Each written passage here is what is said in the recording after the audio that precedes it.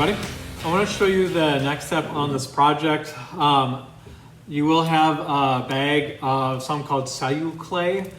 It's just kind of a mashed up paper with another kind of an added ingredient that helps bind everything together. So this should also be in your kit. If you do not have one, again, just kind of let me know. We'll have to be able to get that to you. Also going to need a bowl. I just have a container, just has some water in it because I want to be able to mix this up first. So I'm going to take this out.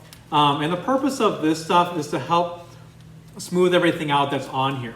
I'm going to use about half of this at first, just in case I need to kind of add some more.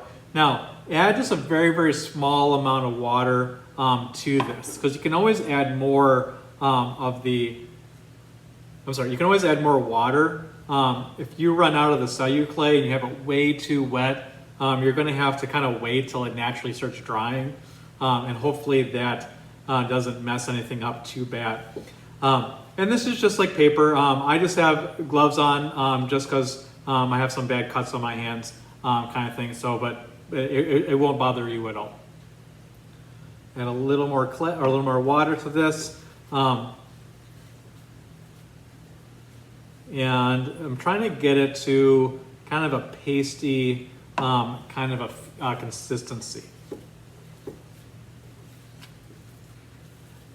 Now, like I said, this is supposed to help smooth this entire thing out to make the project a lot easier for you to kind of paint on here. So trying to really work this into all the fibers, trying to make it as smooth as I possibly can. And I think I have it right here. So what this reminds me of right now is just like oatmeal. Like if you just didn't put enough when you make oatmeal on the stove, you didn't put enough water into it. You know, that's kind of what it kind of feels like or kind of looks like. So I'm gonna kind of set that off. I'm gonna grab this guy. So he has been drying for a while, so he's pretty hard.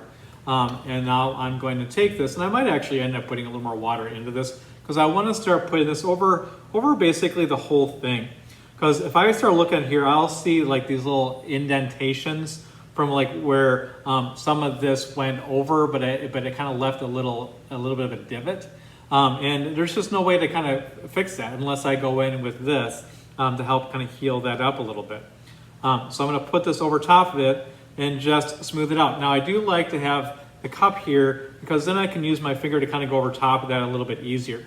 You don't want this very runny because this will, when it dries, it will shrink down a little bit.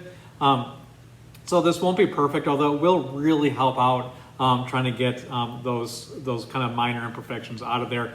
And also even kind of the major ones will kind of turn into something a little more minor. So I'm going to kind of go in, pressing in kind of hard, grabbing a little more water here, smoothing that in place. And I'm just going along the whole thing, really kind of working this into the, I'll try to hold it like this so you can see a little bit better. Maybe I can even zoom in. Really kind of working this in until she really smooths out pretty nicely. There's a little bit of a divot right here. I'm going to add more of the CelluClay right there.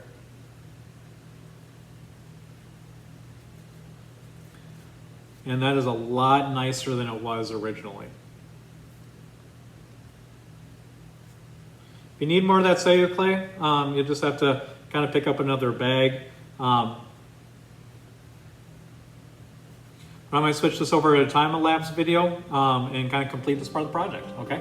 Thanks.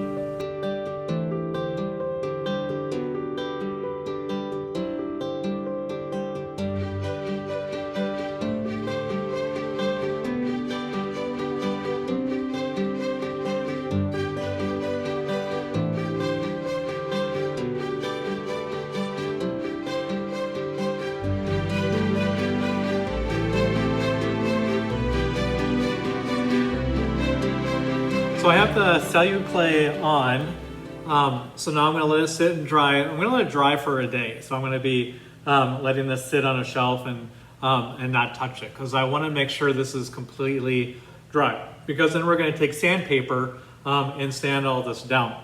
If you did notice, I did have to make just a little bit more underneath there to get inside here. It was tricky kind of getting inside kind of the smaller crevices. But like my tail, for example, had some really bad divots in there, and this just kind of healed that right up. Now I'm expecting that to, like anything that is really wet and dry, is just gonna kind of cave in a little bit, but it is definitely kind of an improvement on what it was before. I also noticed that, you know, as you kind of work with this, you can almost treat it as like one more chance to get a bone or a muscle, you know, in here that you might have missed, or like a kneecap or an elbow or something, because it's pretty sticky. And then I just went in and, you know, I had some little water on there, just stuck it in there and it just kind of mounded it up a little bit over here by this leg, to help kind of make that look a little bit better. Oops.